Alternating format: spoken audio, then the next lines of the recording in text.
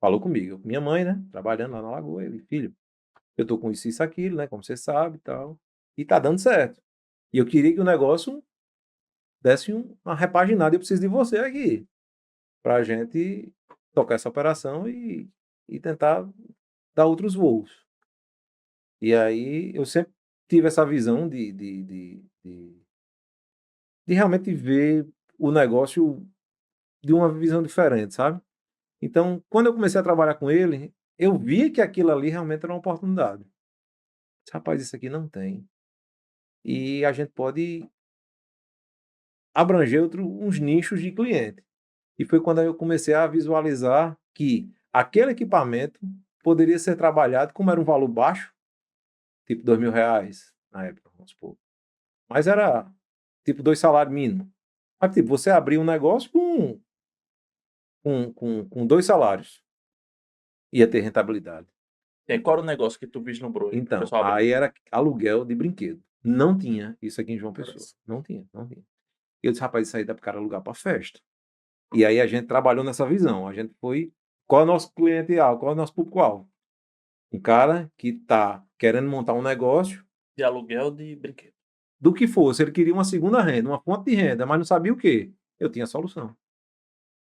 Ele Foi vai comprar atrás um de pula-pula. investidores. Exatamente. Para fazer a alegria da garotada. Aí a gente colocava armou uma cama elástica na frente do que nem isso tinha na época, né, e a gente armou uma cama elástica na frente da beira-rio ali, que era não queira era muito movimentado, colocou faixa, tal, e pronto, aí começou. Um dos meus primeiros clientes de cama elástica aqui foi Beto do Bessa-Grilo. Eita, Olha aí que Foi, coincidência. foi Beto do Bessa-Grilo. Tenho um carinho enorme por ele, até hoje é meu cliente, sempre que a gente se vê, dá um abraço com um carinho danado, e eu sempre digo isso a ele, digo: "Você foi um dos meus como é primeiros que foi? clientes". Como foi que Beto apareceu na tua vida? Passando na frente. Ele passou, deu um Passou, estalo. viu. Ele já tinha um restaurante? Tinha um restaurante Bessa Grill, muito pequenininho, tinha umas fontezinhas, eu me lembro, era bem menor, não era quase nada. Acho que um terço ou um Porque quarto não do que tinha nem era o hoje. conceito de espaço kids naquela época, né? Não Não existia existia isso. conceito de espaço kids. E aí ele foi e colocou.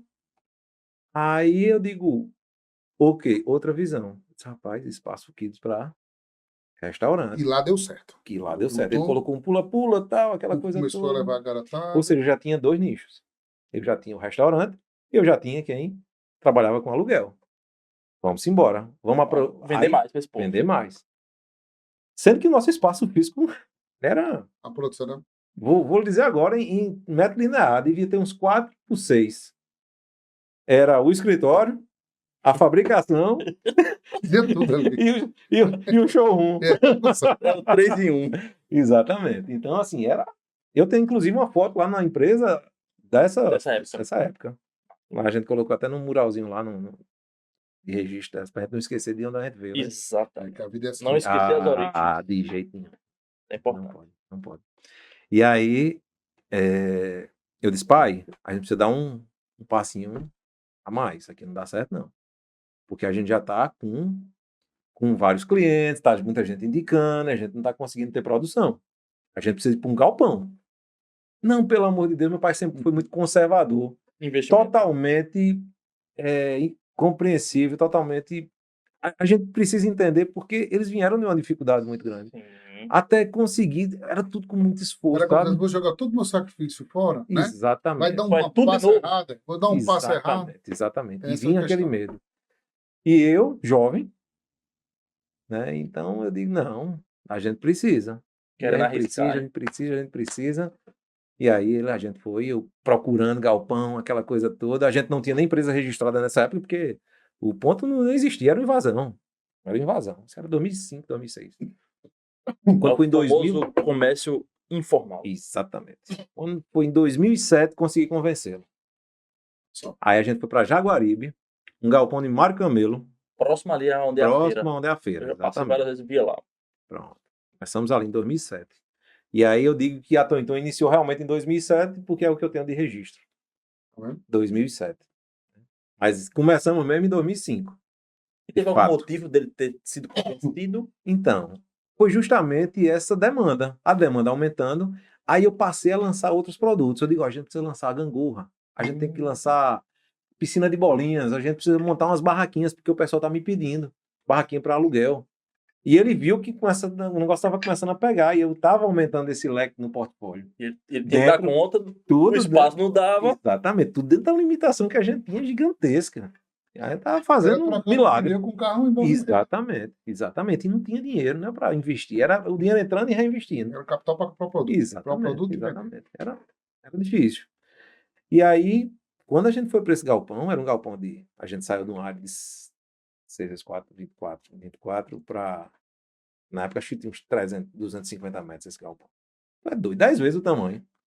Muito. A brincadeira já muda o patamar, né? Exatamente. Aí eu digo Aumenta a agora. quantidade de funcionário. Exatamente. Eu digo agora a responsabilidade é outra, viu? E vamos embora. Mas só fazer só uma pergunta. E tua mãe? Minha mãe nesse continuou. contexto aí. Então, minha mãe ela sempre foi totalmente isenta dessa parte de parque. Ela teve essa participação inicial por ser esposa do meu pai lá no comecinho, mas ela nunca foi envolvida com Desse isso. negócio. Nunca. Mas ela continuou com a lanchonete lá no... Continuou, vendeu. Acho que a gente deve ter uns 15 anos, mais ou menos. Que ela estava cansada, aí conseguiu um sócio para tocar a operação, e aí ela praticamente ia já muito pouco, aí depois ela vendeu a parte dela e passou a ter outras coisas, sabe? Entendi. Mas aí cansou. Tá mais do que certo. Tudo tem fase, né? Claro. Fase de um momento da vida, né? Um Exato. propósito. E aí começamos lá, nesse galpão, nosso primeiro galpão. Também temos fotos lá na empresa, e aí era a operação toda, eu fiz um pequeno escritório, né, para receber clientes, porque a gente estava recebendo dono de restaurante já, nessa época. E aí a gente fez um pequeno escritório e tocando a operação. Aí começamos a fazer os parquinhos de ferro, sempre de ferro, nada, tudo muito limitado, né? Porque a estrutura que a gente não tinha máquina. E aí depois de alguns anos a gente chegou a comprar, aí comprou uma vulcanizadora, a primeira vulcanizadora que a gente passou a trabalhar com um plástico melhor, para os revestimentos e tal. Aí o negócio foi começando a ganhar corpo, com muita dificuldade e ganhar corpo. E aí por volta de 2011, não, eu casei em 2011, foi em 2010, 9, 10, mais ou menos. Tivemos uma crise grande, fizemos um investimento errado. E aí o negócio estava começando a pegar, a gente pegou o dinheiro todinho que tinha, com maturidade sede de dar certo, a gente pegou e investiu numa galvanização. Ou seja, as nossas camas elásticas, elas eram pintadas. Ou a gente comprava o ferro já galvanizado.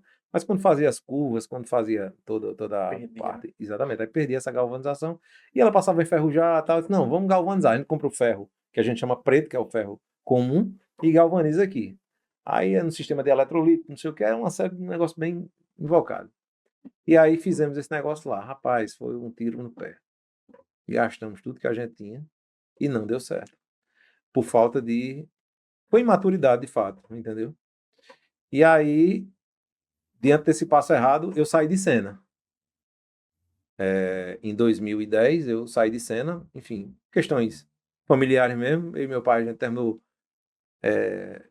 por conta disso tudo que aconteceu, desses investimentos. Digo, ó, então, o senhor fica aí com suas coisas, eu vou tocar a minha vida. Porta de Eu vou batata. saber o que é que eu vou... Não, pior que eu não fui. Digo, eu vou saber o que eu sei fazer, vender. Eu digo até hoje que eu sou um vendedor e eu sou empresário na hora vaga. Na hora vaga É uma visão eu toco um Vender- negócio, vender mas eu sou vendedor. E aí eu fui vender com mesmo, eu fui trabalhar vendendo plano de saúde. Pô, a primeira coisa que bateu na minha porta, Tu já tinha vendido plano saúde? Não foi a primeira vez? nunca foi. Meu irmão que trabalhava com isso, até hoje ele trabalha. E aí eu disse, Sandro, tem vaga aí pra mim? Ele fez toda hora, vem-se embora. Fui trabalhar em Natal. Tava perto de casar. No outro ano eu ia casar. Liso, não pegava nem verniz. Mas Foi um recomeço. foi um recomeço. E eu sempre fui movido a desafio. Eu sempre gostei de chegar assim. Quando eu preciso que alguma coisa que eu me mexa, eu preciso ir no fundo do poço para poder voltar de novo, sabe? Então eu disse, minha mãe disse, não, vem me ajudar. Eu disse, não, eu preciso ir, eu vou vender plano de saúde onde eu nem sei, e eu nem conheço o povo. E fui morar em Natal. Com Sandra. Aí vendendo plano de saúde lá, mas passei pouco tempo, uns 8 meses, no máximo um ano. E aí meu pai continuou lá, mas a operação praticamente paviozinho bem curtinho, uma chamazinha bem fraca.